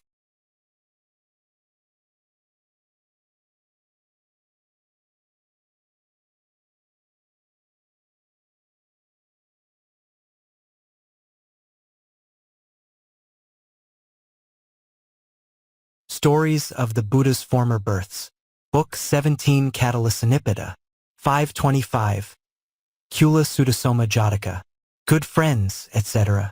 This story the master while residing at Jetavana told concerning the perfect exercise of self-abnegation. The introductory story corresponds with that of the Mahanarada Kassapa birth. Once upon a time what is now Benares was a city called Sutasoma, and in it dwelt King Brahmadatta. His chief consort gave birth to the Bodhisattva. His face was glorious as the full moon, and therefore he was named Somakumara. When he arrived at years of discretion, owing to his fondness for soma juice and his habit of pouring libations of it, men knew him as Sutasoma, soma distiller. When he was of age, he was instructed in the liberal arts at Takasila, and on his return home he was presented with a white umbrella by his father and ruled his kingdom righteously and owned a vast dominion. And he had 16,000 wives with Candidavi as chief consort. By and by, when he was blessed with a numerous family, he grew discontented with domestic life and retired into a forest, desiring to embrace the ascetic rule. One day he summoned his barber and thus addressed him. "When you see a gray hair on my head, you are to tell me." The barber agreed to do so, and by he espied a gray hair and told him of it. The king said, "Then, Sir Barber, pull it out and place it in my hand." The barber plucked it out with a pair of golden tweezers and laid it in his hand.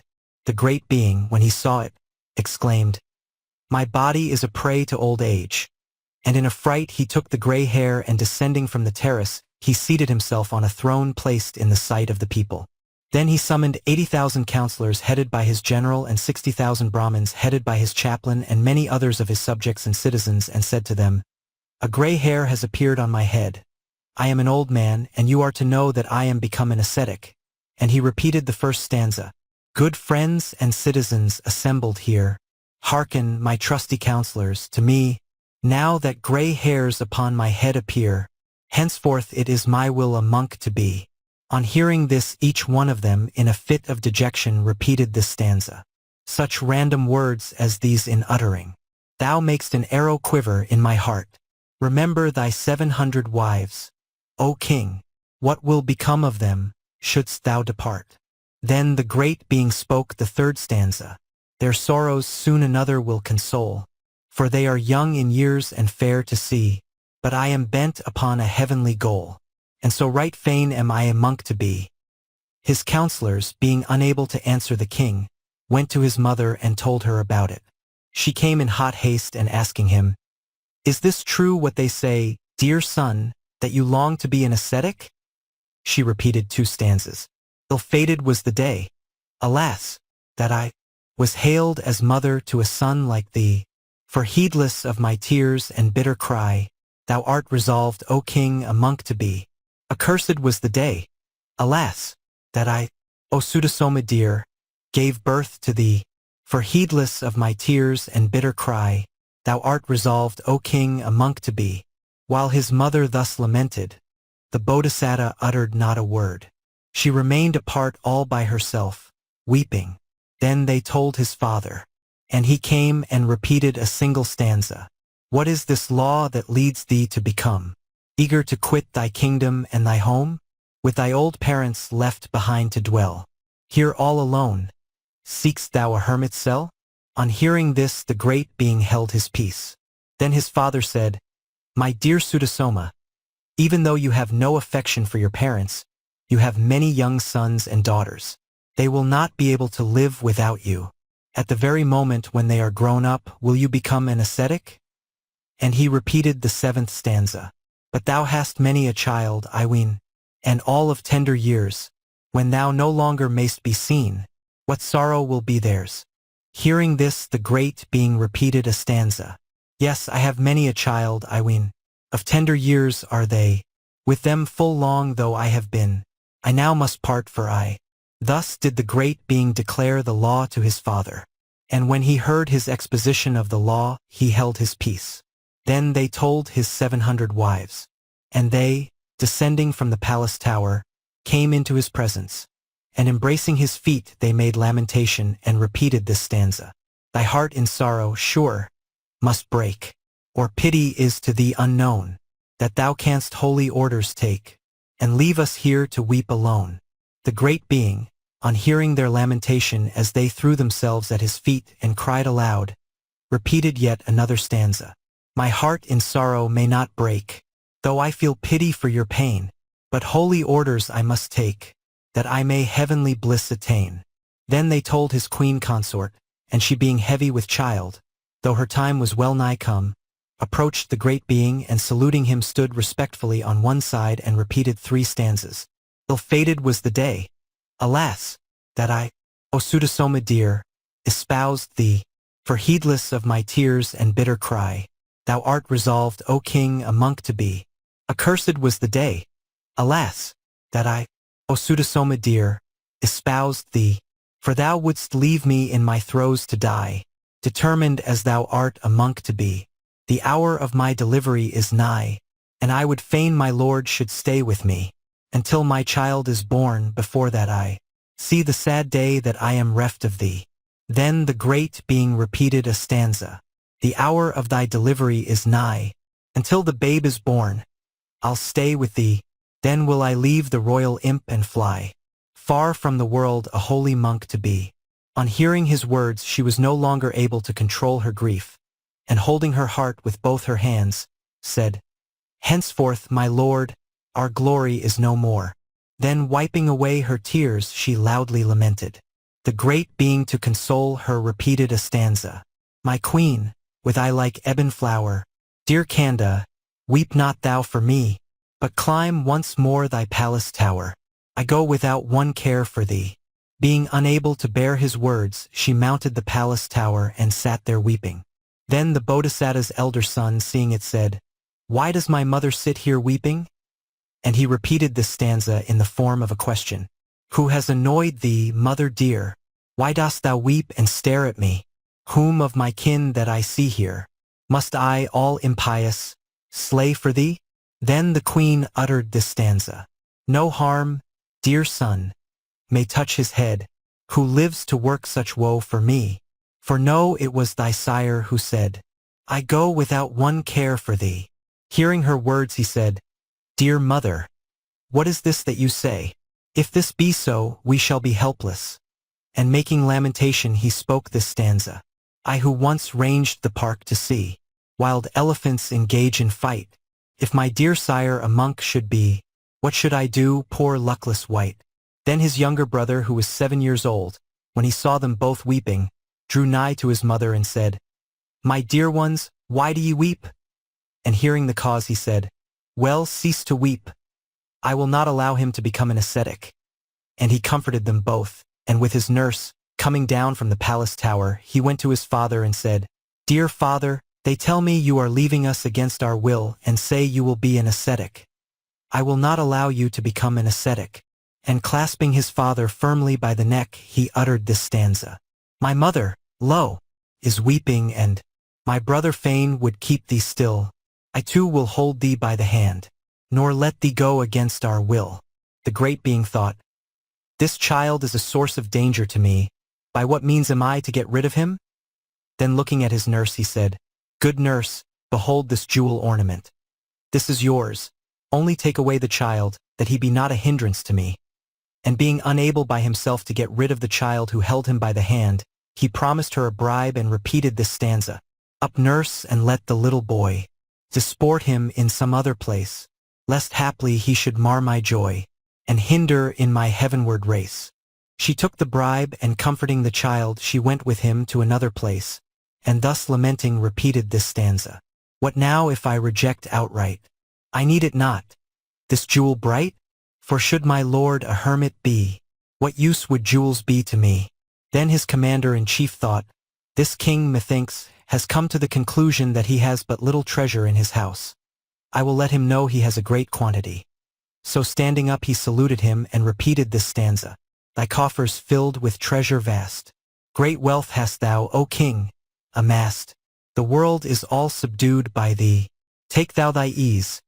No hermit be. Hearing this, the great being repeated this stanza. My coffers filled with treasures vast. Great wealth has been by me amassed. The whole world is subdued by me. I leave it all a monk to be. When he had departed on hearing this, a rich merchant named Culla stood up and saluting the king repeated this stanza. Great wealth have I, O king, amassed, beyond all power of reckoning vast. Behold, I give it all to thee. Take thou thy ease. No hermit be. On hearing this, the great being repeated a stanza. O Culla, I know, thy wealth on me thou wouldst bestow, but I a heavenly goal would win, so I renounce this world of sin. As soon as Culla had heard this and was gone, he thus addressed his younger brother Somadatta. Dear brother, I am as discontented as a wild cock in a cage. My dislike to household life gets the better of me. This very day will I become a hermit. Do you undertake to rule this kingdom? And handing it over to him he repeated this stanza. O Somadatta, sure I feel strange loathing o'er my senses steal. At thought of my besetting sins, today my hermit life begins. On hearing these words, Somadatta too longed to be a hermit, and to make this clear, he repeated another stanza. Dear Sutasoma, go and dwell, as pleaseth thee in hermit cell. I too a hermit fain would be, for life were not apart from thee. Then, in refusing this, Sutasoma repeated a half stanza. Thou mayst not go or through the land. Home life would all come to a stand. On hearing this, the people threw themselves down at the feet of the great being and, lamenting, said, Should Sutasoma go away, what would become of us, we pray? Then the great being said, Well, grieve not. Though I have been long with you, I shall now have to part from you.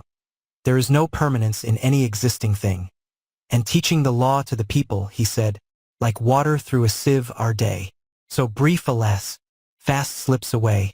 With life thus circumscribed, I ween, no room for carelessness is seen. Like water through a sieve our day. So brief, alas, fast slips away. With life thus circumscribed all round, only the fool is careless found. Bound fast by lusts, wherein they fell, such men enlarge the bounds of hell, crowd the brute world and realm of ghosts, and multiply the demon hosts. Thus did the great being instruct the people in the law, and climbing to the top of the palace of flowers he stood on the 7th story, and with a sword he cut off his top knot and cried, I am now nothing to you. Choose ye a king of your own. And with these words he threw his top knot, turban and all, into the midst of the people. The people seized hold of it, and as they rolled over and over on the ground they loudly lamented, and a cloud of dust rose at this spot to a great height, and the people stepping back stood and looked at it and said, The king must have cut off his top knot and thrown it, turban and all, into the midst of the crowd, and therefore it is that a cloud of dust has risen near the palace. And lamenting they uttered this stanza. Yon cloud of dust, see how it towers, hard by the royal house of flowers. Famed king of right, methinks our lord, has shorn his locks off with a sword. But the great being sent an attendant and had all the requisites for an ascetic brought to him, and had a barber to remove his hair and beard, and throwing his magnificent robe on a couch he cut off strips of dyed cloth, and putting on these yellow patches he fastened an earthen bowl on the top of his left shoulder, and with a mendicant staff in his hand he paced backwards and forwards on the topmost story, and then descending from the palace tower he stepped out into the street. But no one recognized him as he went. Then his 700 royal wives ascending the tower and not finding him, but seeing only the bundle of his adornments, came down and told the other 16,000 women, saying, Mighty Sutasoma, your dear lord, has become an ascetic. And loudly lamenting they went out. At this moment the people learned that he had become an ascetic, and the whole city was greatly stirred, and the people said, They tell us our king has become a monk. And they assembled at the palace door and crying, The king must be here or there. They ran to all the places frequented by him, and not finding the king they wandered to and fro, uttering their lament in these stanzas. Here are his golden palace towers, all hung with wreaths of scented flowers, where girt with many a lady fair, our king would oftentimes repair. Here wreathed with flowers and wrought of gold, his gabled hall one may behold, where, all his kinsfolk by his side, our king would range in all his pride. This is his garden bright with flowers, through all the seasons changing hours, where girt, etc. His lake o'erspread with lotus blue, haunt of wild birds here comes in view, where all his kinsfolk, etc. Thus did the people utter lamentation in these various places, and then returning to the palace yard they repeated this stanza. King Sutasoma, sad to tell, has left his throne for hermit cell, and, clad in yellow, goes his way, like some lone elephant astray. Then they went forth leaving all their household gear, and taking their children by the hand they repaired to the Bodhisattva, and with them went their parents and young children and 16,000 dancing girls. The whole city had the appearance of a deserted place, and behind them followed the country folk. The Bodhisattva with a company covering 12 leagues set out in the direction of the Himalayas. Then Sakka, taking note of his renunciation of the world, addressing Vipassanā said, "Friend Vipassanā, King Sutasoma is retiring from the world. He ought to have a place to dwell in. There will be a huge gathering of them." And he sent him, saying, "Go and have a hermitage erected, 30 leagues long and 5 leagues broad, on the banks of the Ganges in the Himalayan country." He did so, and, providing in this hermitage all that was requisite for the ascetic life, he made a footpath straight to it and then returned to the angel world. The great being entered the hermitage by this path, and, after he himself was first of all ordained, he admitted the rest to orders, and by a great number was ordained, insomuch that a space of 30 leagues was filled with them. Now how the hermitage was built by Vipassanā, and how a great number took orders, and how the Bodhisattva's hermitage was arranged. All this is to be understood in the way related in the Jātaka birth. In this case, if a thought of desire or any other false thought sprang up in the mind of anyone whatsoever, the great being approached him through the air, and sitting cross-legged in space, he by way of admonition addressed him in a couple of stanzas. "Call not to mind love's sports of yore, while still a smiling face you wore, lest that fair city of delight should waken lust and slay you quite. Indulge without or stint or stay good will to men by night and day, so shall ye win the angel home, where all that do good deeds shall come." And this company of saints, abiding by his admonition, became destined to the Brahma world. And the story is to be told exactly as it is in the Jātaka birth. The master, having concluded this discourse, said, "Not only now, brethren, but formerly also the Tathagata made the great renunciation." And he identified the birth. At that time the father and mother were members of the great king's court. Kanda was the mother of Rahula, the elder son was Sariputta, the younger son was Rahula, the nurse was Kujutara, Kulavadana, the rich merchant was Kassapa, the commander-in-chief was Moggallana, Prince Somadatta was Ananda, King Sutasoma was myself.